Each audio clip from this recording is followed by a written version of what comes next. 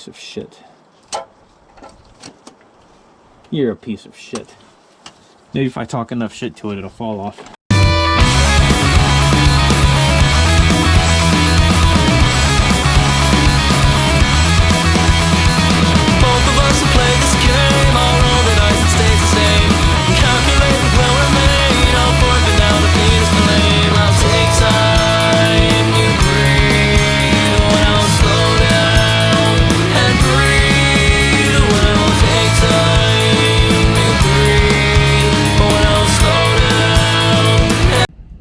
What's up, guys? Welcome back.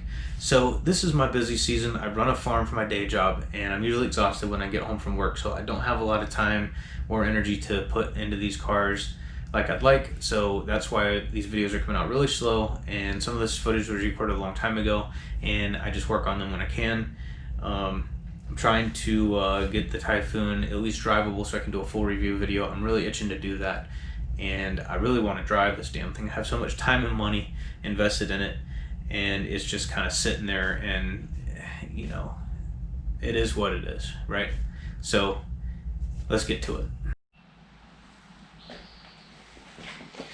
What's up, guys? So I'm over here with the old Cyclone. We're going to pull the starter out of this one since the motor's blown anyway, and install it over in the 93 and hope that it works. Let's go.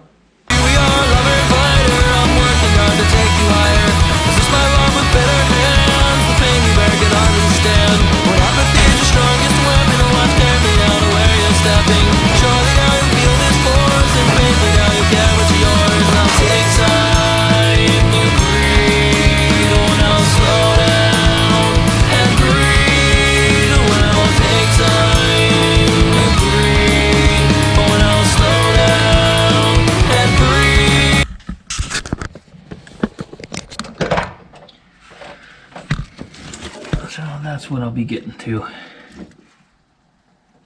It looks like fun. This is going to be fairly easy, obviously. The whole top end of the engine is off, that has everything.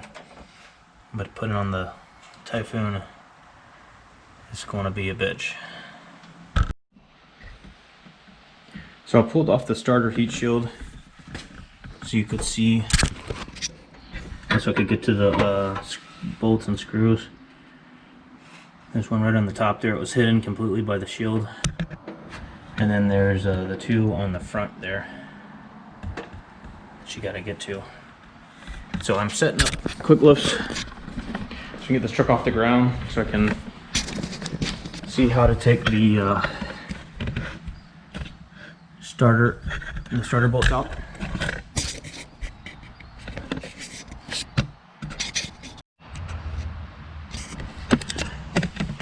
So this is how tight the clearance is.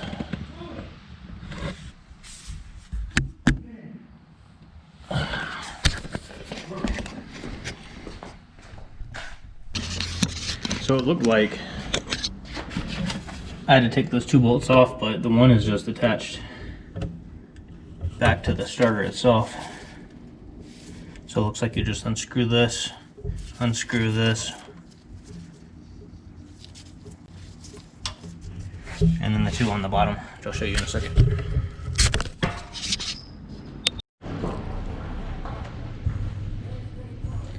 So now I'm under the Cyclone, and this is the starter location. Looks like it's going to be a 14, and it looks like it's just those two bolts that hold it on. So I'm going to try and take this thing off without it falling on my face and busting me in the head, which is very likely to occur. Okay. There we go. Okay. That one's down. I'm going to turn the camera off so I can hold onto the starter so it doesn't fall and hit me. I don't know how this thing is going to work, if it slides out or how it works. Be back in a minute.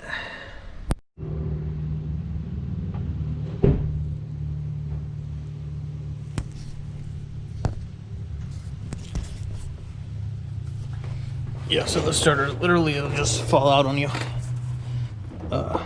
You just have to kind of slide it out of there, but it does fall loose once you pull those long bolts up.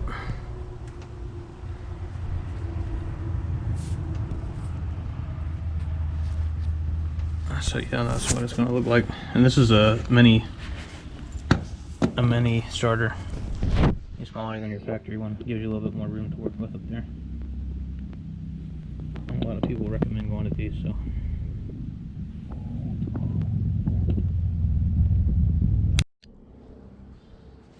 Okay guys, so truck's in the air, wheels off. This is the starter that you cannot see from above. And I'm gonna have to slide under there with my creeper, get those 2 bolts to hold it in. Showed you from the Cyclone.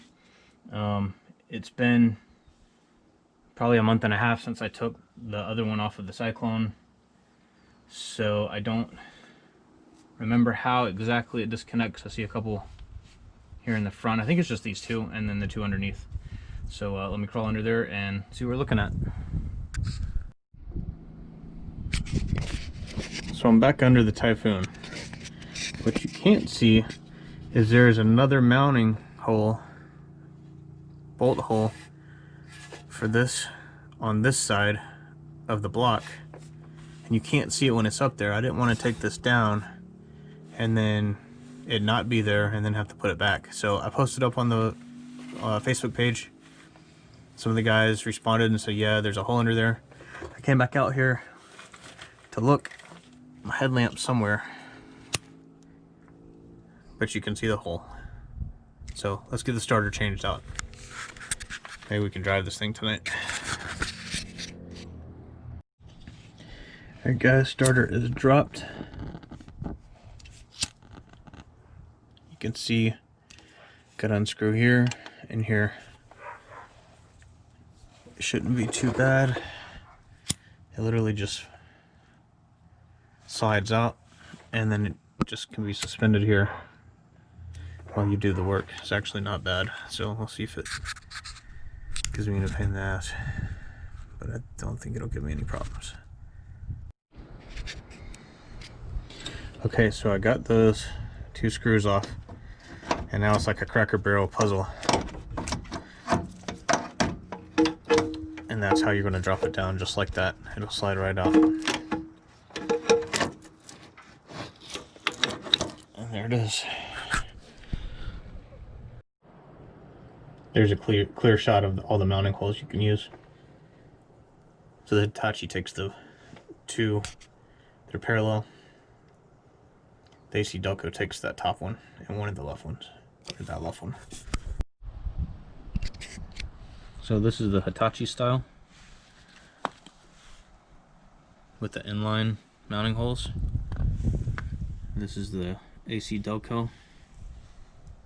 Remanned, but it didn't last very long. I'd be surprised if this truck was even started 50 times.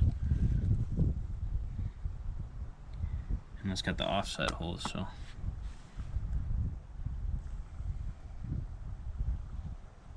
Alright, let's try and get it back up in there. Okay, so I transferred this wire from here over to this one. It routes the opposite direction as the AC Delco one.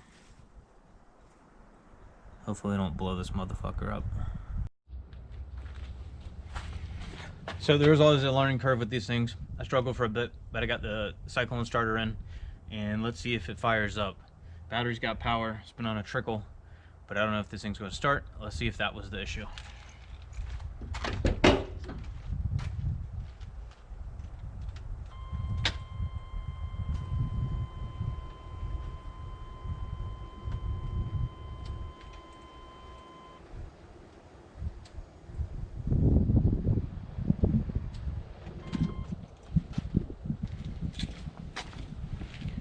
God damn it. Alright guys, so as you can see, Typhoon still does not start. Now we know that there's some kind of electrical issue going on because whenever you key it on, the speedometer goes up to like 20 something miles per hour, and when you try to fire it up, it pulls, you know, electricity away and starts to drop, and you let go and it goes back up. And the few times we drove it, the tachometer, it was like revving out to like 7,000 RPM. So there's no way it was making that kind of RPM. So there's something going on. We're going to try and figure this out as soon as I can get it over to the shop. Jason wants me to put in a Holly, but he also wants me to rip out the AC and make it a race truck. And the point in this Typhoon was to be a daily driver. It's got AC and heat and windshield wipers and radio and all that stuff. So we got to keep it together and you know, make sure that I can drive it around here in the rain and stuff all winter, because all it does here in the winter is rain. So I've got to have this stuff in this truck. But as soon as I can figure out what's going on, then we can drive it, do a full review. And that's the key. That hopefully in the next week or two I'll have it over at the shop and we will do electrical diagnostic and get this thing figured out. It's frustrating as hell. And side tile owners know, they go through this shit all the time. But damn, I started building this truck like 2.5 years ago, and I haven't even been able to enjoy it. So anyway, just hang with me. There's a lot more funny footage coming, and I've got a whole nother video pretty much already recorded. So I'll have that out shortly as well. Alright, well, I'll catch you guys in the next one. Peace. What a royal pain in the fucking ass. What a royal pain in the fucking ass.